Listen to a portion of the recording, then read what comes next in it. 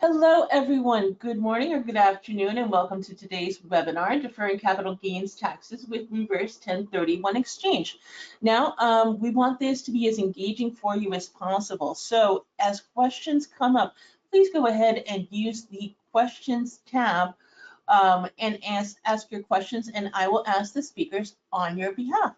So with that, I will turn it over to today's speakers. Go ahead and take it away, Tanner. Beautiful, thank you, Rose. My name is Tanner Williams. I'm a regional manager here at LendSure.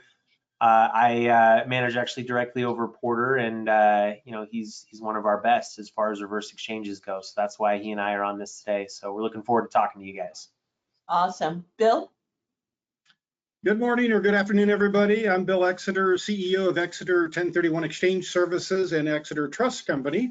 And we do all types of 1031 exchanges, and we also have a trust company that does self-directed IRAs and what have you, and look forward to chatting today. Awesome. Porter?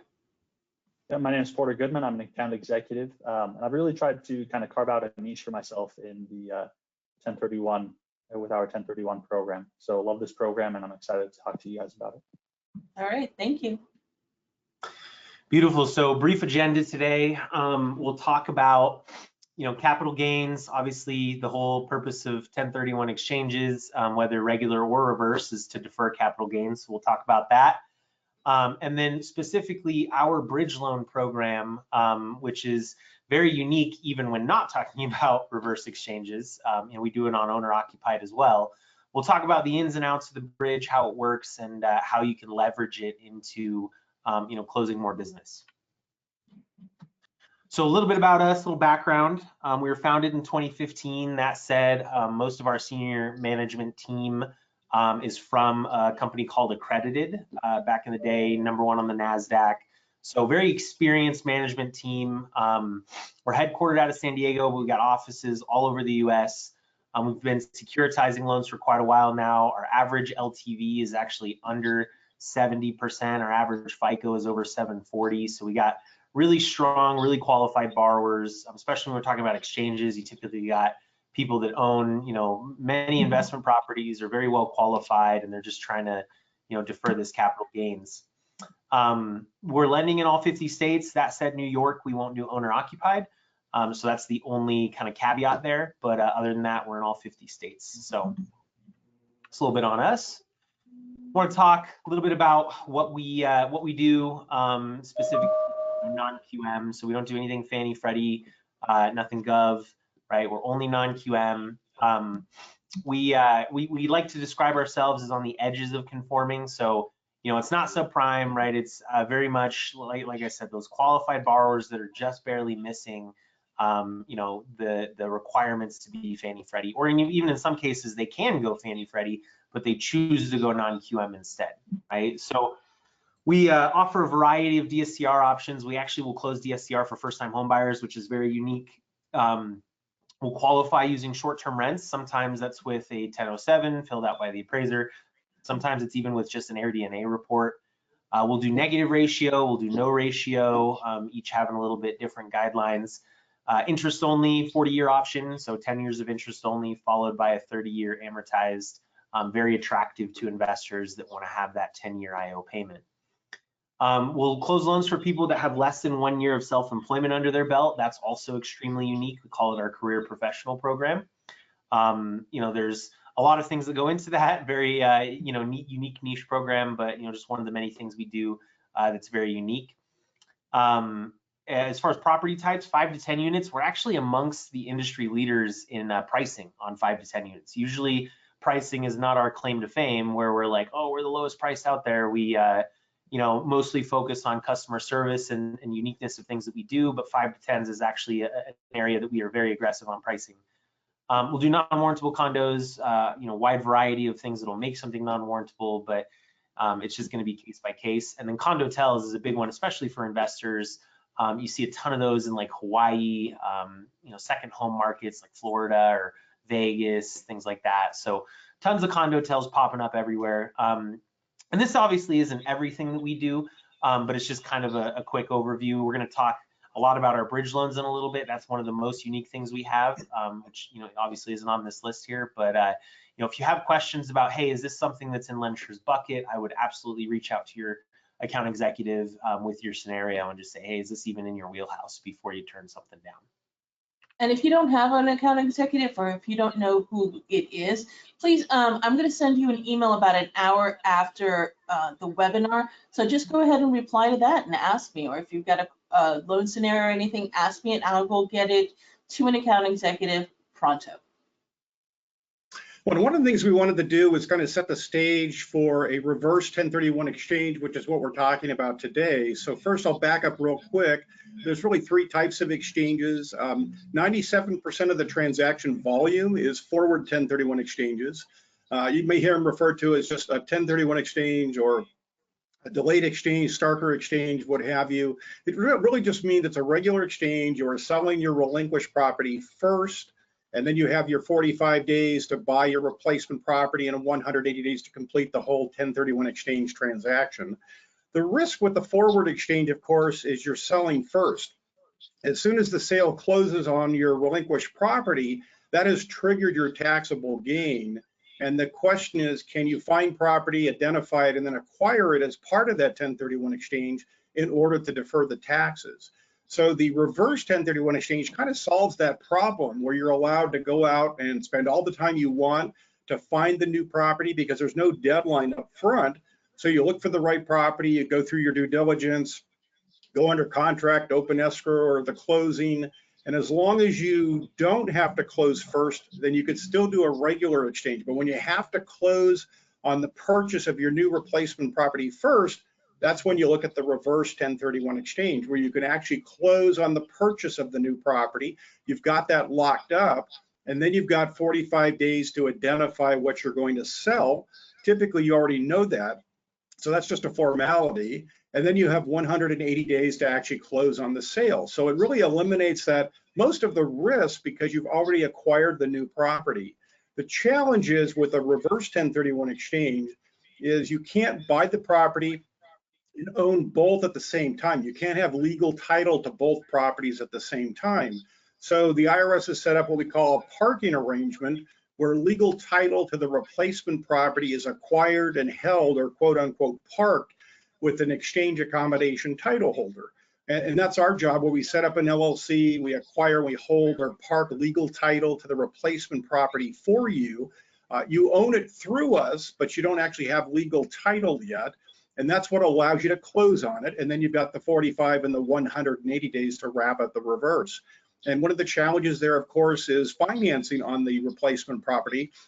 That's where LendSure can come in and have a great program for actually focusing on the financing of the replacement properties that are parked through a reverse 1031 exchange. Bill, Gina has a question. Oh, I'm sorry. Gina has a question. Can you use the proceeds of your investment property to pay down or pay off a mortgage on another investment property that you currently own without being taxed then? Great question. Unfortunately, no. The sale of your property would, of course, trigger the gain, and the payoff or pay down of a debt is not considered purchase of new replacement property or new investment property. It's just payoff or pay down of debt. So unfortunately, it wouldn't qualify as tax deferred exchange treatment. Thank you. And yes, you guys are going to be getting a copy of the recording of this webinar. And yes, I will include the slide deck along with it. Look for an email about an hour after the webinar from me, Rose Waldy, and that's going to have the recording, the slide deck, and some additional goodies from Bill's company. Yeah, and I want to circle back to something Bill said there, right? He says 97% of the volume of exchanges are just regular forward 1031 exchanges. And that's true and in large part exactly to the reason that he said at the end. If you want to pursue a reverse exchange, finding financing for it is extremely difficult. So historically, it's been maybe some hard money options, maybe some niche banks, but a nationwide non-QM lender like us doing reverse 1031 financing is really the first of its kind. The fact that we do this. So You as a loan officer probably haven't really been asked about reverse exchanges. I would say just overall the education level within the space on reverse exchanges is very low. Most borrowers don't know it's an option. A lot of 1031 companies don't even pitch it. There's just a lack of pervasiveness of reverse exchanges. And so obviously this webinar and through your own efforts and education and reaching out and marketing will hopefully look to change that, as you can offer this niche program and this niche product that really nobody else can. Awesome. And I've got another question. Jesse wants to know, can you use the acquired property as any other property, for example, rental income, to begin a reno, rehab, etc.? Good question. The key there is you have to have the intent to hold for rental, investment, or business use, which means that rental income or lease income, you're renting the property out, you got cash flow. Contrary to popular belief, you don't have to produce cash flow. You could buy it and hold it for capital appreciation. That would certainly qualify. Or if you're using it in your trade or your business, that would also qualify. Those investors who want to buy the property and then do something to it. So a builder, developer, contractor would buy, build, and sell.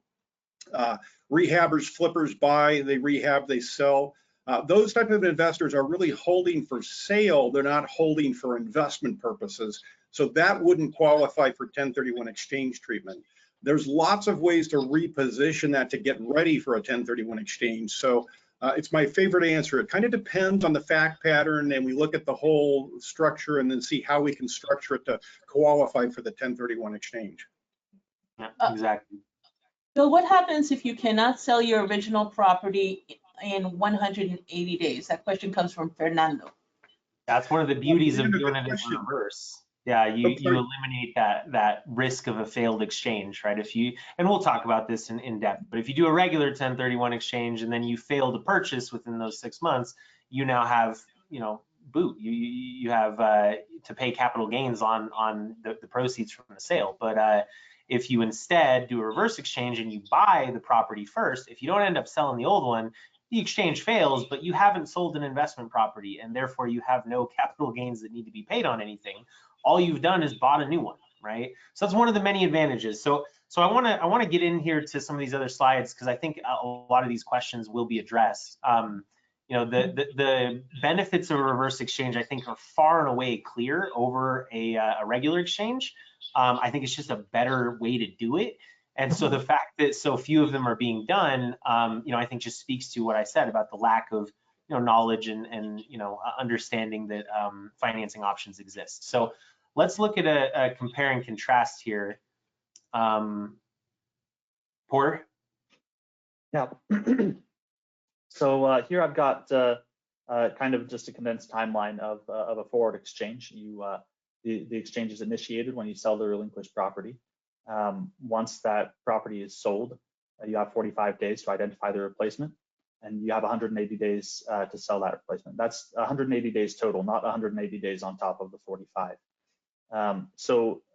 Just for the sake of visuals, we've got the reverse exchange that we'll show down here, kind of following similar steps in the reverse. I want to hold here though. So the reverse exchange is initiated by a successful purchase. So Bill spoke a little bit to some of the risks of the forward exchange. When you have that 45-day window to identify replacement properties, that can be a real killer. If once your property sells, if the market doesn't happen to have something that you really love, you might feel pressured to either pay capital gains, which can be really large sums of money, or purchase a replacement property that you don't really love. The whole point of the 1031 exchange is to let go of a property that you don't love and replace it with one that you do love. So I talked to a loan officer actually a few months ago who had attempted a 1031 exchange himself. His 1031 exchange was successful in that it deferred capital gains, but he did find himself in that situation where he had to close on a home that he didn't really love because he was in that 45-day window and it's all the market had in the area that he wanted to purchase. So for him, it was a huge expense, huge amount of stress, and he was no better off. It was a setback. So with the reverse exchange, You have a property that you don't love, that you want to offload, you want to exchange into something else, you just keep that in your back pocket. You watch the market, wait until the perfect property comes along, a great deal. You get under contract on that property. Maybe it falls through. Maybe during the inspection uncovers something that that you're not okay with, and you can back out of the property. You haven't started the exchange yet.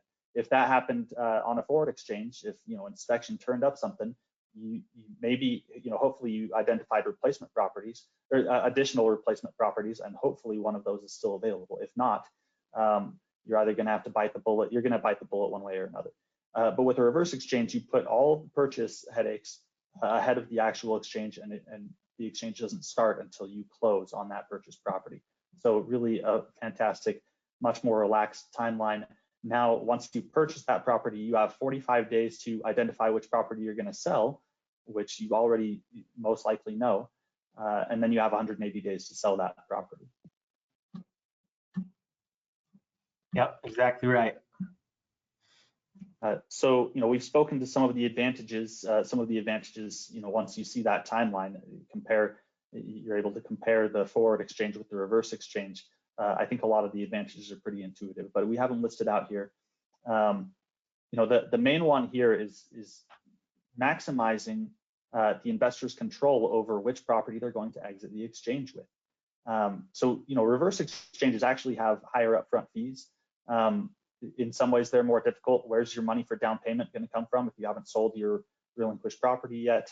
Can you find a lender? The answer is yes, you can, because we can do these in all 50 states. But those are some of the reasons that reverse exchanges are less common, despite the massive advantages that the reverse exchange holds.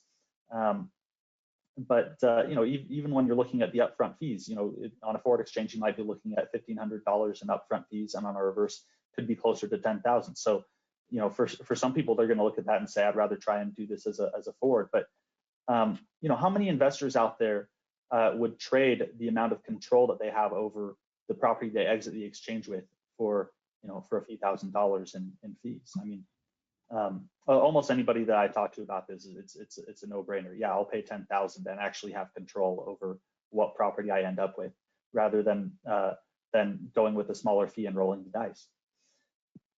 I've got a couple of people asking about the 45 days. Can you clarify that? Someone said, so you have to purchase a new investment property in 45 days? So when you're doing a forward exchange, once you sell your relinquished property, you have 45 days to identify one or multiple replacement properties, and then you have 180 days to actually close on one or multiple of those properties. On a reverse exchange, it's the reverse. You have 45 days to identify which property you're going to relinquish, and 180 days to sell it. And I'm getting a couple of questions with very specific scenarios. I'm not going to be getting into that during the webinar, because I want you guys to have as complete and accurate information as possible, and that won't be possible if we're just trying to figure that out. So please email me after the webinar, and I will be happy to get the subject matter expert to answer it for you. All right, so let's look at an example story here. We have a California investor who has an investment property in Bozeman, Montana. She's fallen out of love with it. She's thinking of selling it. And so she's already watching the market, looking for a replacement property. She finds one in Lake Tahoe, closer to where she lives. It's a great deal. She feels like it's a steal, and she doesn't think it's going to be on the market for very long. So she wants to get under contract and get that property while she can. She's not even ready to list her Bozeman, Montana property. That's fine if you're doing a reverse exchange. On a forward exchange, she'd already be out of the running on this one. But with a reverse exchange, she can buy before she sells, and she can get this done. So we show on the right here, kind of adding up capital gains taxes. In this case, she bought her relinquished property she purchased for $380,000. She still owes $100,000. The property value is increased to $830,000. So in this case, she's going to be looking at capital gains somewhere around $117,000. Could be even higher if she's held the property for quite a while and is facing depreciation recapture. but you know, the $117,000 in capital gains is an amount of money that she would like to not pay at this time. She's going to want to defer that, so she wants to do that 1031 exchange. So let's go to the next slide, and we'll kind of step through that process. Real quickly, for those that aren't aware, I want to toss it to Bill real fast. Bill, what roughly would this person owe in capital gains if they had to pay it? A good question, because the one thing that they need to keep in mind too is the net investment income tax, or the 3.8% tax, which kicks in depending on their tax bracket. So right there, you can see that they're going to pay at least $117,000.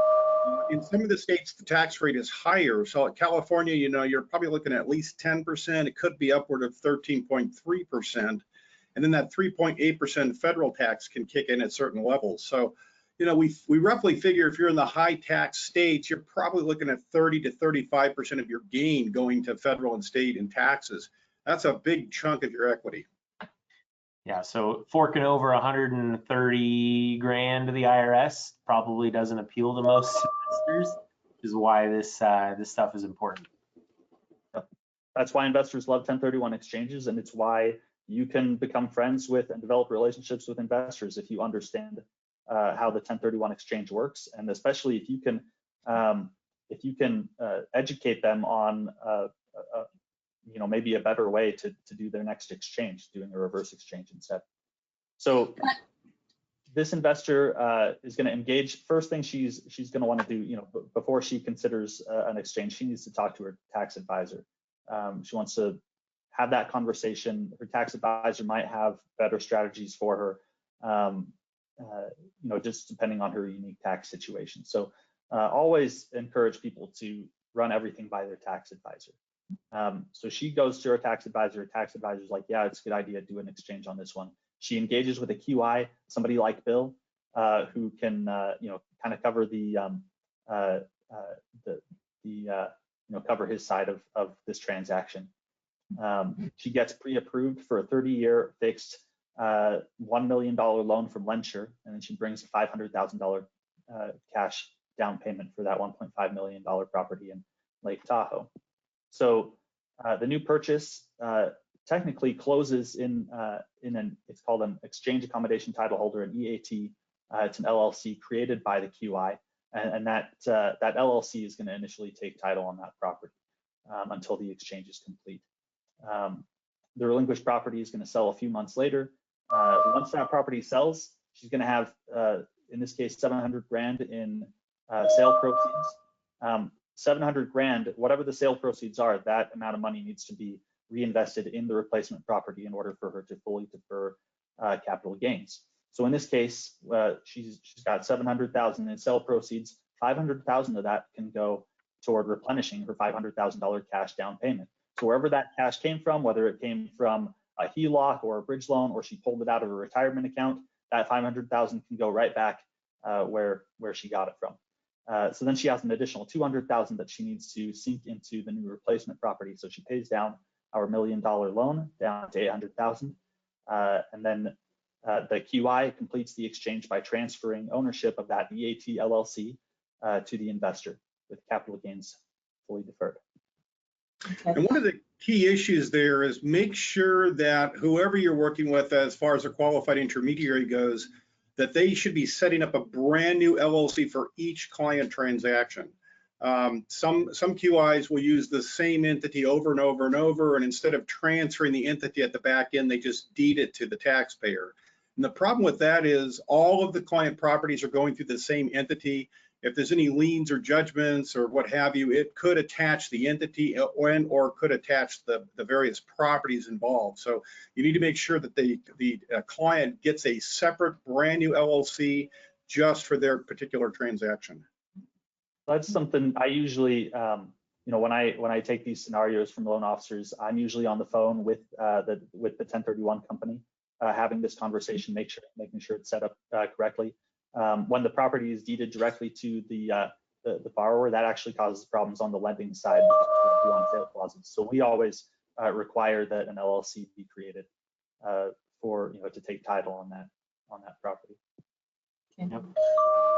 I've got a couple of different questions about what does that mean when you identify a property? Does that mean it has to be under contract? What does that mean?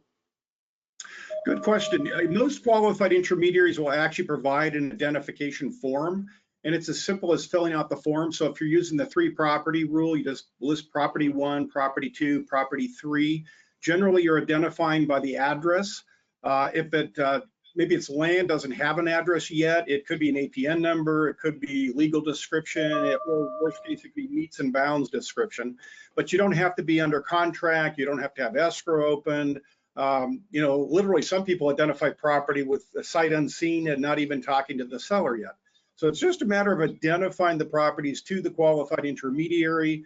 And then after you're past the 45-day window, you have to acquire something on that identification list. During the 45 days, change your mind as often as you want as you find properties that might make more sense or you find issues during the due diligence process. But it's just a matter of identifying and writing to the qualified intermediary. All right. Advance here. And this is really designed to kind of address the myths and the misconceptions that are out there. There's lots of opinions that fly around, and there's all sorts of websites and brochures and what have you that create a lot of confusion. So this is kind of just designed to help you, carve out all the misconceptions, tell you what really matters. So one of the first ones is like-kind property. And a lot of people think that if you sell a condo, you have to buy a condo. If you sell apartments, you have to buy apartments, and that is not true. Like-kind is actually really straightforward. You are selling real estate, so to be like-kind, you have to buy real estate. So anything that is considered to be real estate or real property under state law will qualify as like-kind property. And that includes things you would not even think of, like air rights, water rights, mineral rights, certain types of oil and gas investments. We've done exchanges on vineyards and timberland and cell site towers and billboards and all sorts of things that you wouldn't even think would be considered real property. So the real issue is it's got to be real estate for real estate. And I guess the other subcategory there is it has to be U.S. property exchanged for other U.S. property. You'll hear things out there where they say you can't exchange foreign property. You can, but you have to exchange foreign property for other foreign property. So it's all U.S. property or all foreign property. So that's really like-kind, just real estate for real estate. The second issue is qualified use. People call us all the time and say, I was told that I don't qualify for a 1031 exchange because I didn't hold it for at least a year or a year and a day or 18 months or 24 months. And the question there is, well, what really matters? How long do I have to hold title to the property? And there is no holding period. If you look at the tax code and the regulations, there's nothing that says you have to hold the property for X number of days, months, or years. But what it does say is you have to have the intent to hold for rental, investment, or business use. So when the dust settles, what it really boils down to is if the taxpayer gets audited, they have to show they had the intent to hold for rental or investment purposes. So even a short-term holding period could qualify as long as they could show that they did have the intent to hold for rental, investment, or business use. Perfect example is we had one of our clients who sold at an exchange, bought a condo, didn't read the CC&Rs until after the close of escrow. Within a day or two, found out the property had to be held for owner-occupied, could not be held as rental property. He immediately sold at another exchange. He was audited by California Franchise Tax Board, which is worse than the IRS, by the way. And his exchange was allowed to qualify because he could prove, even though he held the property for about a month and a half, that he had the intent to hold for rental, but there was a business reason why he couldn't. So it's all about intent, what you can show if you get audited. The length of time just helps document your intent. So that's really the critical thing. We get a lot of questions also on, well, how much do I have to reinvest? And a lot of investors think the only thing they have to reinvest is their taxable gain, their profit, or their equity, the cash that comes out of the sale of their escrow. Neither one of those are correct. It's really the top level. So let's say they sell an asset for $1 million. They are allowed to subtract their routine selling expenses. So the broker's commission, title, escrow, documentary, transfer tax, things like that. That's going to get them a net sale price of about $950. That's the magic number. So they have to reinvest about $950,000 to defer all the taxes. So the government's really taken the position that you've got this asset worth a net of about $950. And as long as you remain fully invested at that level, they let you defer all the taxes. You can certainly do a partial exchange. You can trade down in value. You can pull some cash out, but that will trigger a taxable event. It won't hurt the 1031 exchange, but they will pay some taxes with that. And the last thing on the reverse exchange side, a lot of clients are concerned that if they have to advance money for the down payment, that it's going to get trapped in the purchase property, the real estate. It doesn't really get trapped. I mean, it gets, obviously it's trapped for a few months, but at the back end, when you sell your current property, at that point, we can make sure all the equity is reinvested, that you have the right amount of debt, and any cash left over goes back to the taxpayer. So any funds they typically advance are not going to get trapped in the purchase of the new replacement property. And those are really the most common misconceptions that you see out there. Right. So you're saying that I can't exchange my yacht for single-family residence. Correct. Unless you cement it to the dirt and now it becomes real estate. Oh, there's a way then. All right. And then one other thing relevant to our lending program on the like-kind exchange. So we are a residential mortgage lender. We're only going to lend on residential 1 to 10 unit properties. So, you know, on the purchase side, the replacement property needs to fit, you know, that category. But the property that they're exchanging out of could be anything. We can do exchanges where they're exchanging out of farmland or out of a gas station or out of whatever, because we're more concerned about the property they're exchanging into. That's what we're lending on. Absolutely, yeah. That's a great example of folks who maybe sell land or farm or ranch property that's not maybe producing that much or maybe producing nothing. They 1031 exchange into 1 to 10 units, and now it's income property. So it's a great way to convert a non-producing asset into a producing asset. Absolutely. Well, thank you, Bill and Porter. So I want to pivot now and talk about our Boost bridge loan. And the reason is, one of the biggest hurdles that people have with reverse exchanges is down payment funds, right? When you do a regular exchange, your down payment funds are coming from the sale of the relinquished property. So it's pretty straightforward. But if you're doing a reverse, you got to acquire the new property first. And so that can pose a problem if someone doesn't have a significant amount of cash on hand. Maybe it's all tied up in real estate or tied up in 401ks and different things that they don't want to touch. So the question is, how do I get my down payment funds? And that's where our Boost bridge loan comes into play. So, we do this owner occupied. It's actually what we do most of our bridge loans on, but it absolutely applies for non-owner occupied as well, and in the context of reverse exchanges.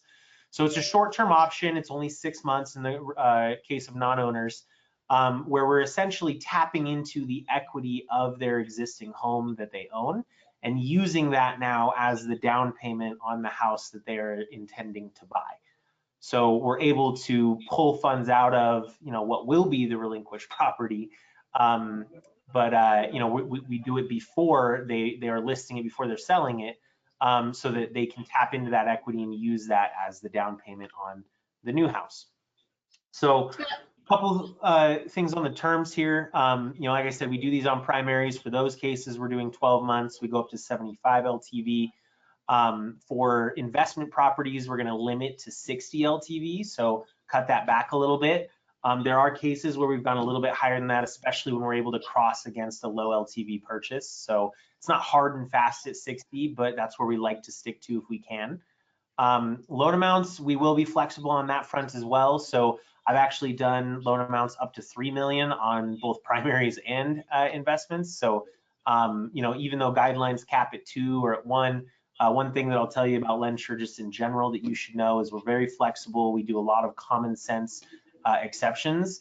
On the situation where we go up to 3 million, it's probably gonna have to be a $6 million property. It's gotta be a low LTV, right? But we do have the option to get flexible there. We also have a standalone that I wanna mention. It's not used super often, but if there is no associated purchase loan, the standalone can be used. In the case of a reverse exchange, we wouldn't be setting it up that way, but it is something that falls under the umbrella of Boost that I wanted to speak to. So I'm sorry. I was just going to say, I've got a question. Does Boost allow the current home to be excluded in DTI? That's from KS. Yes, exactly, it does. So This is obviously most useful in the case of owner occupied, right? I have somebody that's exchanging their current primary for another primary, not a 1031 exchange, but they're swapping their existing primary for a new primary. And in order to qualify for the payment on the new primary, they need to get rid of the debt, right, hitting their DTI on the old house. So Boost will pay off any existing liens in place. And it works essentially as a cash out refi, right? It's in first lien position, so it pays off any existing liens, and then there's no payments due on the Boost bridge loan for the entire life that loan is out. Instead, it's deferred interest. So there is a accruing interest balance that is due as part of the payoff when the property sells, but it does not affect your DTI and it does not have monthly payments due. So that's a phenomenal question. So on this slide, I put together an example with a lot of transitions and arrows and different things to kind of try to help visualize a reverse exchange. So this is going to be kind of similar to the scenario that Porter went through, but with some more visual aids on exactly how this all plays together and works. So let's say that you have a borrower who owns $1 million investment property, and they would like to exchange that for whatever reason. They want to move on from it. They want to buy new properties and grow their investment portfolio. So in this case, we're going to assume this property is owned free and clear. Now, if it's not owned free and clear, that's fine. We just have to pay off whatever liens there are when we go to do our bridge loan. But for this example, we're just going to pull out a $500,000 bridge. We're also going to exclude closing costs and different things that are going to kind of skew the numbers just to keep the numbers simple and easy. So let's say we do a 500K bridge. So that's really now becoming our down payment, right? We're doing the bridge to tap into the equity on this $1 million house and give us our down payment that we're going to use to acquire a new house. So that 500K becomes the down payment now. Now, in this instance, the investor is going to elect to kick in $100,000 out of pocket as well. Now, in this case, the bridge loan is large enough that they don't need to do this, right? This is optional, but I want to have it included just to show you how this all plays together and how this works. So while we could just use the bridge for down payment, we're going to say we have 500K from the bridge and 100K from the investor. So they're going to be putting 600K down on a new $1 million property, right? So we're going to call this the replacement property. And remember, in a reverse exchange, it's the purchase that kicks off your timelines, right? So we're going to lend a $400,000 purchase loan on this to make up the difference. And once that closes, let's say January of 2023, that now starts my reverse exchange timeline where I have 45 days to identify which property I was going to sell. Well, as we've discussed, you already knew that. You knew that from day one, right? So we're going to sell this $1 million relinquished property here. So we identify that officially and formally within the 45 days. And then we have up to 180 days to actually go through with that sale, find the right buyer, find somebody that is going to buy it for as much as we can possibly release it for. So let's say that sells by the time July 23 rolls around. So now my reverse exchange is theoretically concluded, right? Where I've now purchased a new property and I've sold the old property. However, the question always comes up, well, what happens with the additional 500K of proceeds, right?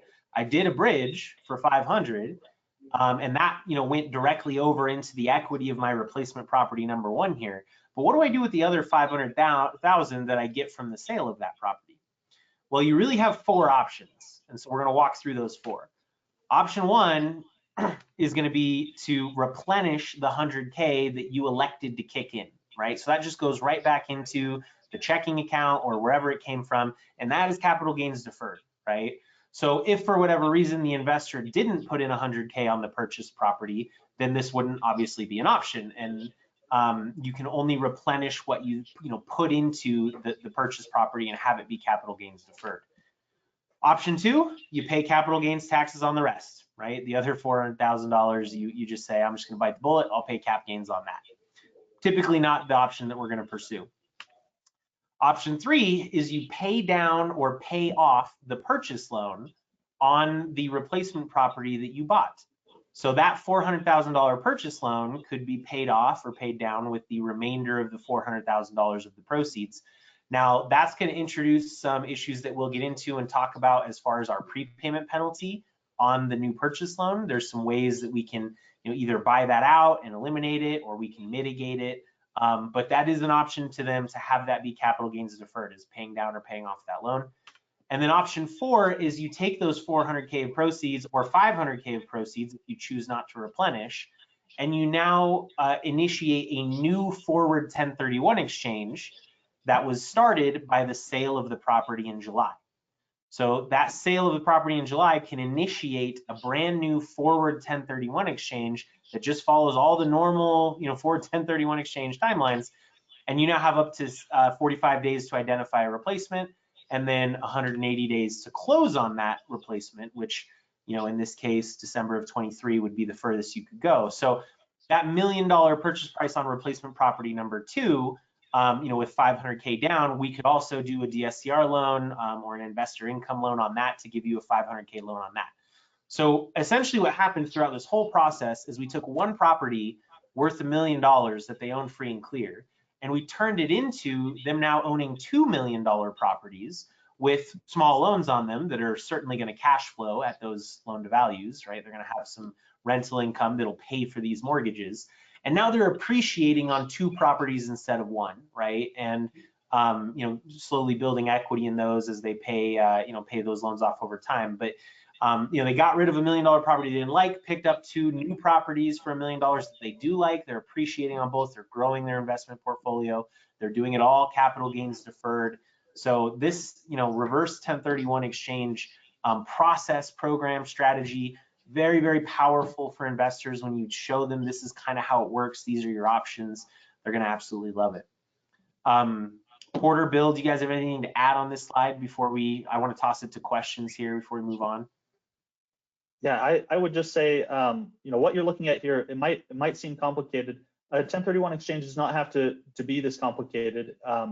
The point of showing all of this is to show that there's a lot of different ways that we can move this money around. There's a lot of options that we can explore, and those are conversations that if you have a borrower who's interested in doing a 1031 exchange, you can get on the phone with your LendSure account executive, and we can talk through the different whatever is going to benefit the borrower the most, and we can figure that out.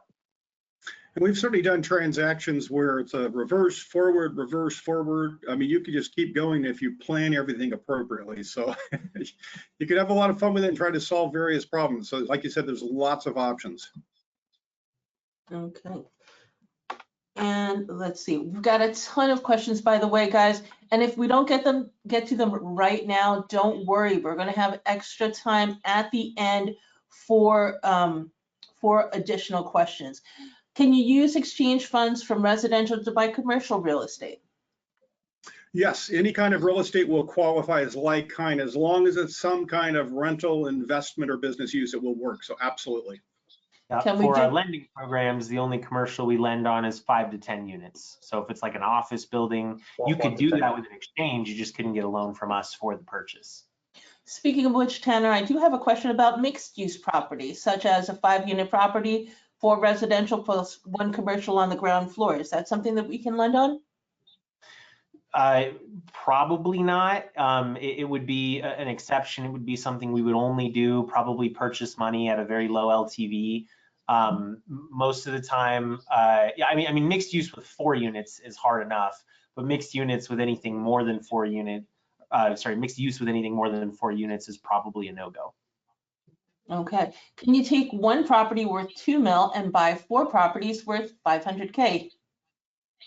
Absolutely. There's really no limit to the number that you can sell and purchase. It gets a little more complicated on the identification process, but it can be done. So we just have to kind of lay it out. It's all about timing, et cetera, but there's really no limit to how many you can sell and purchase. Just the more involved, the more complicated. Okay. Yeah, and we did one. We actually did 3 bridge loans into 1 purchase loan for a guy in Florida. He had 3 condos. He wanted to get rid of all 3 of those condos. So we did bridge loans on each one to tap into the equity of each one. And that gave him enough for his down payment on a $1.3 million replacement property that we did as a reverse 1031 exchange with 3 bridge loans. Okay. Can you ever convert a 1031 exchange property into a second home or primary residence? Absolutely. The key is don't tell anybody up front. It's all about your intent. So if you get audited, you want to be able to show that your first, say, 2 years was to hold it for rental or investment. So we get that question a lot. And, you know, if it's a plain vanilla transaction, you're selling rental, you're buying rental, a 1-year holding period is probably enough.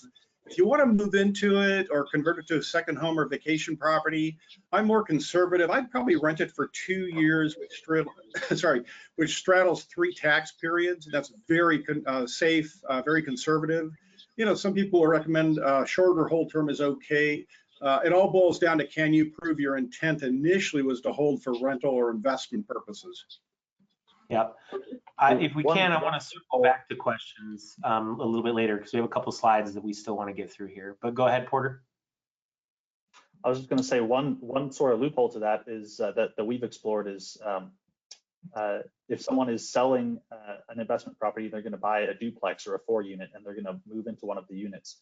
You know, on the lending side, we may be able to look at that as a primary purchase, whereas the 1031 side, they can look at that as an investment as long as their tax advisor looks at it and is willing to say, hey, you know, on this 4-unit, 3/4 of the square footage is going to be, you know, set aside as an investment property. 3/4 of the value of the property, you know, is an investment, and 1/4, you know. But that's a conversation the borrower should have, you know, with their tax advisor and with the QI to make sure that it's all being done kosher. Absolutely. Okay, let's jump through here. So financing a reverse 1031 exchange using our bridge loan, right? We talked about some of this stuff. I'm just going to hit on a couple of things again. Borrower can come in with cash on hand. They certainly don't need to, depending on how much they're actually getting out from the bridge. So the bridge loan funds will be used to help them acquire that new property. You know, we're still able to leverage, you know, an exchange, obviously a reverse exchange with this. We talked about this earlier with the question that came in. LendSure's bridge loan has no payments due, right? It's a deferred interest balance that accrues.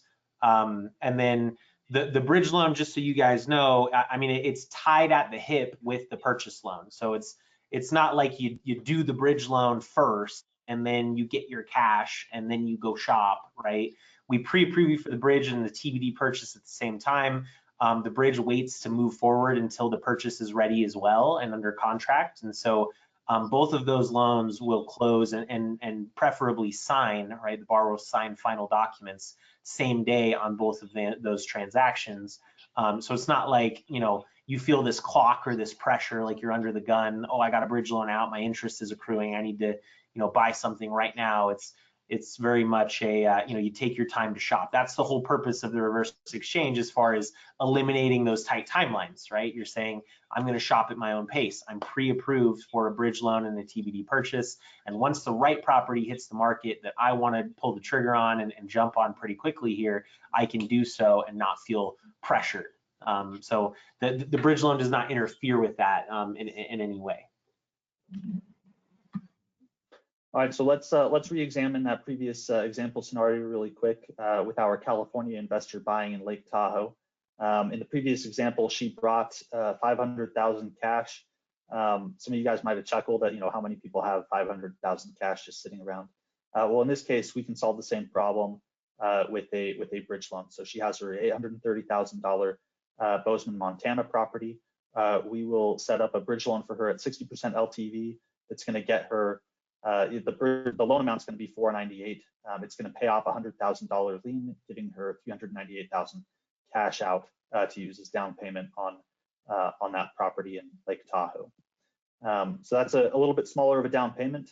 What that means is that at the end of the exchange, she's going to need to still pay that new property down to that new loan down to about $800,000. So once she sells her Bozeman, Montana property, she'll pay off a $498,000 loan with some of the sale proceeds. Then she'll have, you know, something like $300,000 in sale proceeds that she needs to invest in her new replacement property in Lake Tahoe. So that actually gets us into the next slide, which is our prepayment penalties. we can talk about that a little bit because she'll end up paying some prepayment penalties, in this case. So by default, all of our investment property loans have a 3-year prepayment penalty. There's ways to buy that down to 2 years or 1 year, but that's not really relevant when you have an exchange timeline of 6 months. So really our one buyout option is to pay 2.5 points up front to buy out that prepayment penalty. Now, the prepayment penalty, how much of a problem it is going to vary from scenario to scenario. So in the first example that we looked at, the first Bozeman, Montana example where she brought $500,000 cash, there was no prepayment penalty issue because when she took the extra $200,000 in sale proceeds to pay that loan down from $1 million down to $800,000, our prepayment penalty allows for 20% of the loan balance to be paid down without penalty. So there was no prepayment penalty problem in that example. Now in the later example where she made a smaller down payment, she would have something like $100,000 that would face a 5% penalty. So that penalty, cost something like $5,000.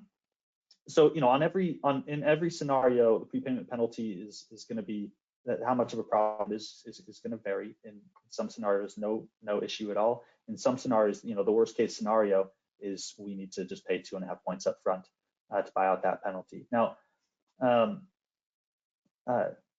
when that's the case, in the worst case, that does make our program a little bit more like hard money.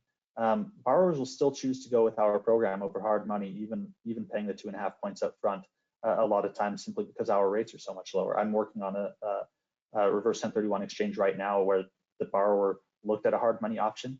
Between our points and the broker's points, he's going to pay slightly more points with our program, but our rate was 4% lower, and he's expecting to take 3 to 6 months to sell his property, meaning he's going to pay an additional 1 to 2 points just in interest to the hard money lender. So he went with our program.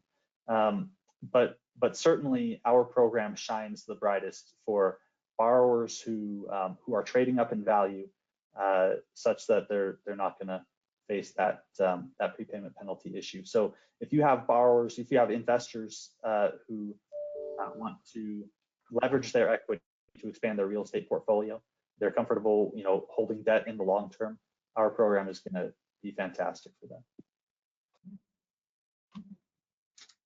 We get a lot of calls off and on where they will say things like, I'm selling for $1 million. I found property I want. The property I want to buy is only worth $800,000 in terms of purchase price, but there's a lot of deferred maintenance, a lot of repairs and maintenance and what have you.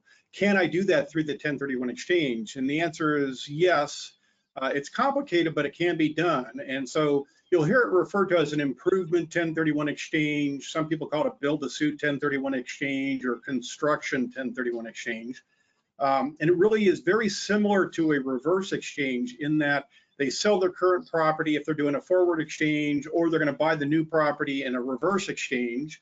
I think it works better if it's in a reverse exchange structure. We would then acquire and hold, or quote unquote park legal title to the replacement property.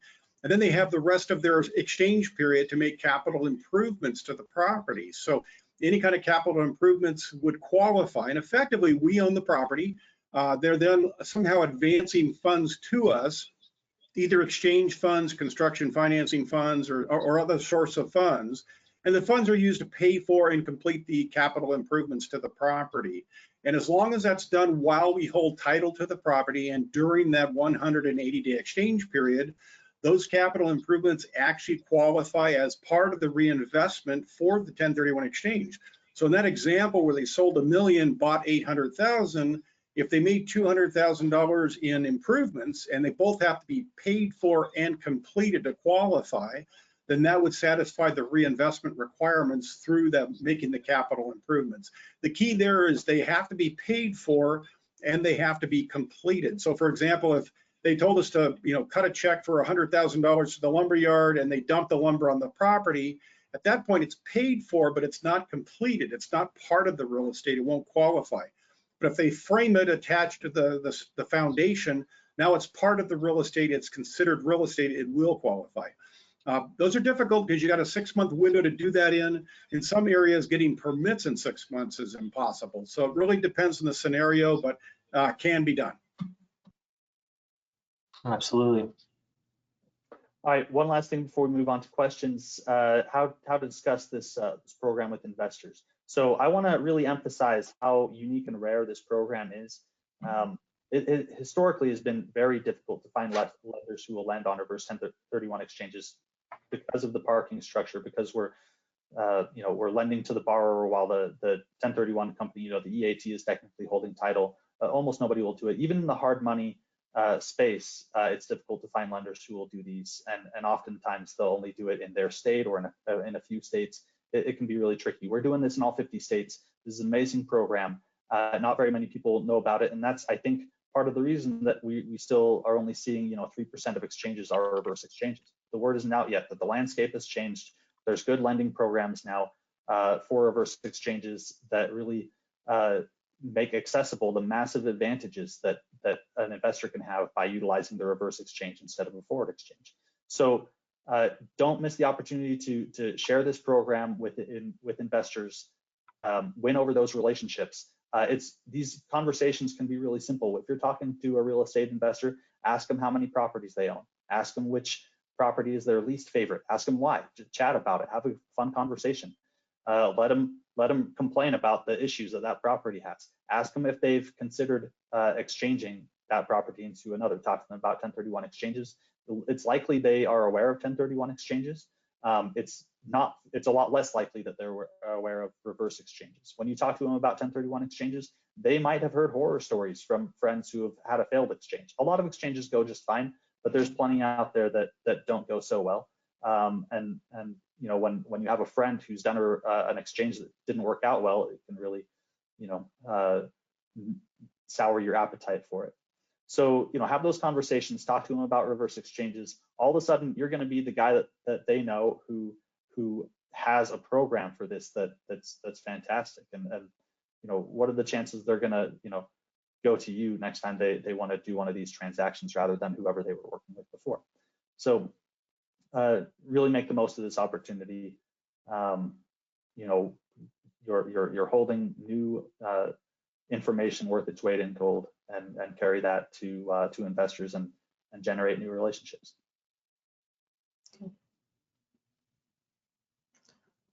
All right, so we can open up the questions here. We do have an appendix here in the slide deck that we're not going to speak to any of these slides, but it's just additional information and stuff that you can read through. But more than anything, I'd suggest you guys to reach out to your account executive to discuss any specific scenarios or the program as a whole, rather than trying to decipher it all yourself.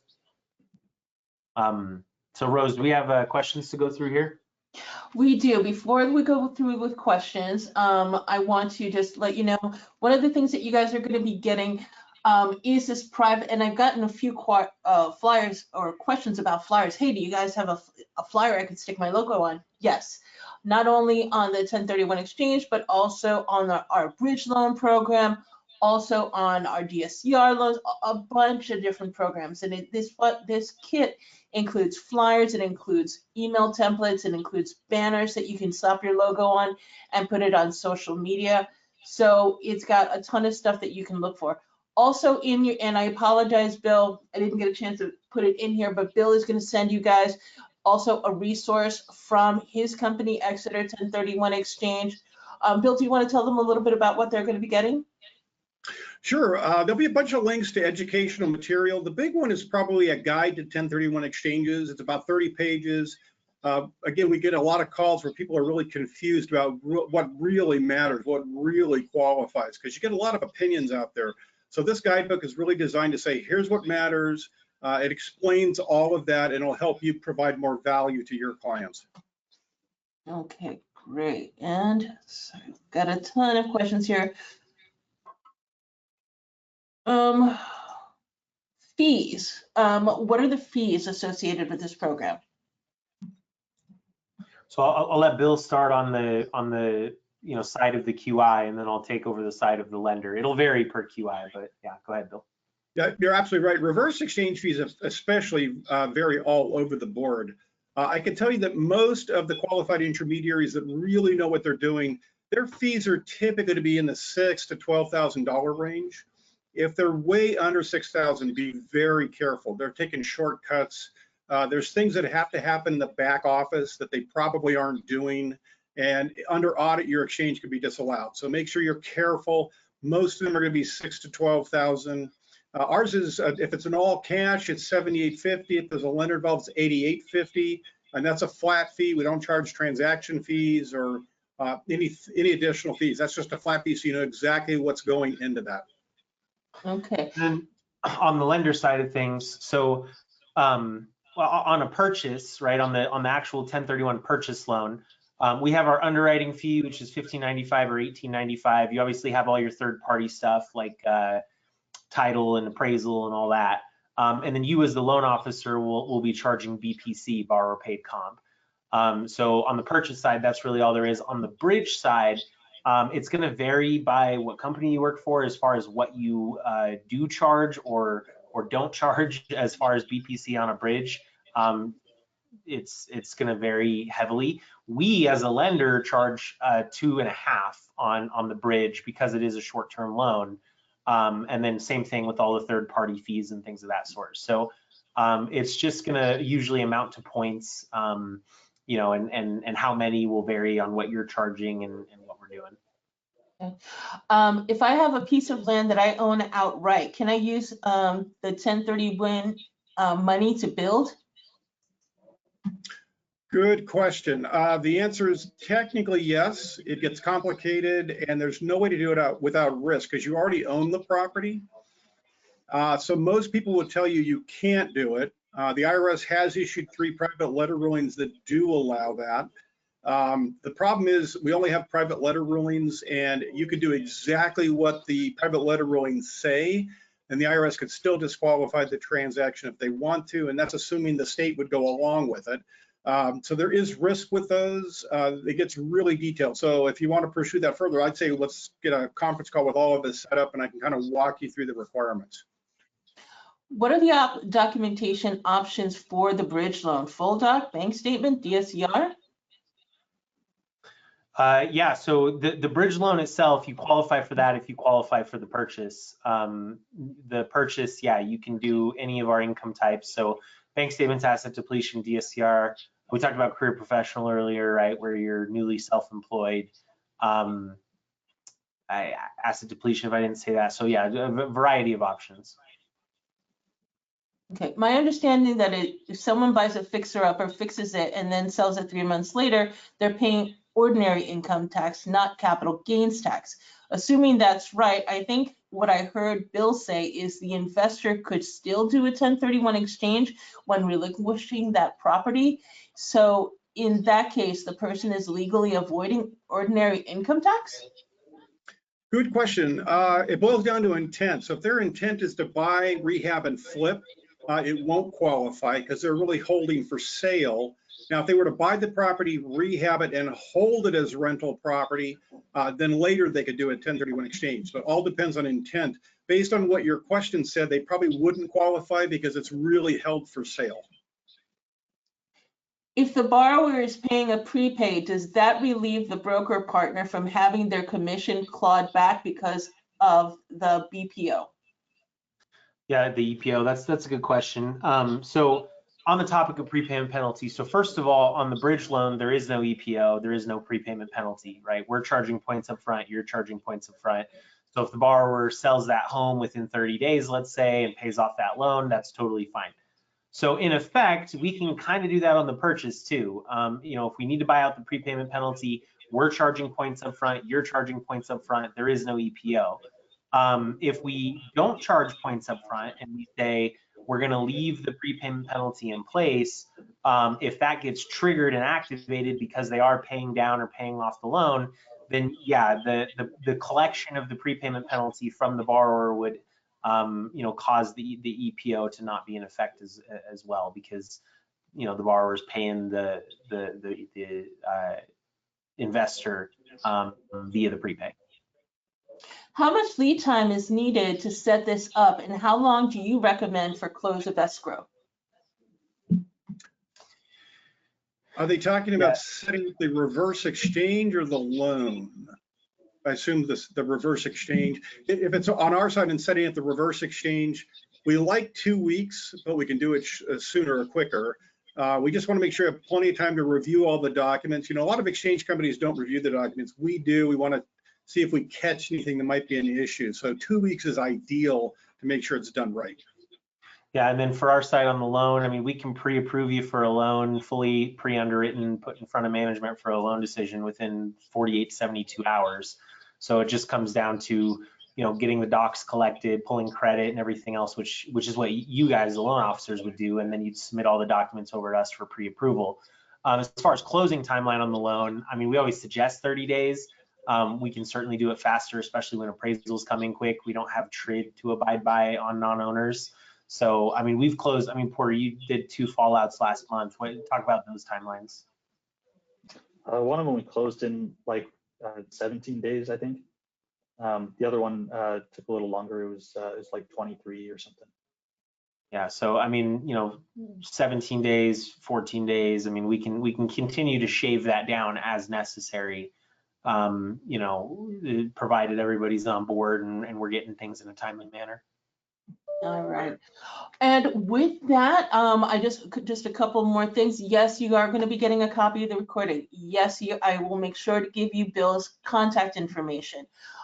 Yes, you will be getting the resource from Bill on the 1031 exchange. I got a question here.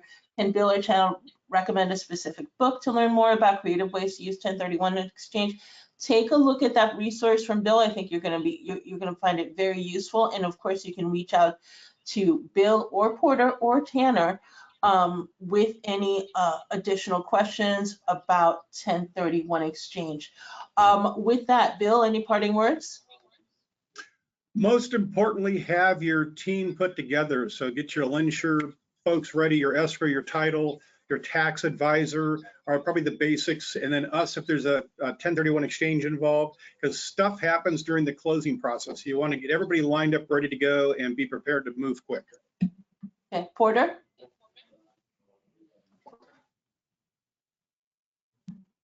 Oh, looks like Porter has frozen up a little bit. Tanner, any parting words? You sure did, right at the worst time.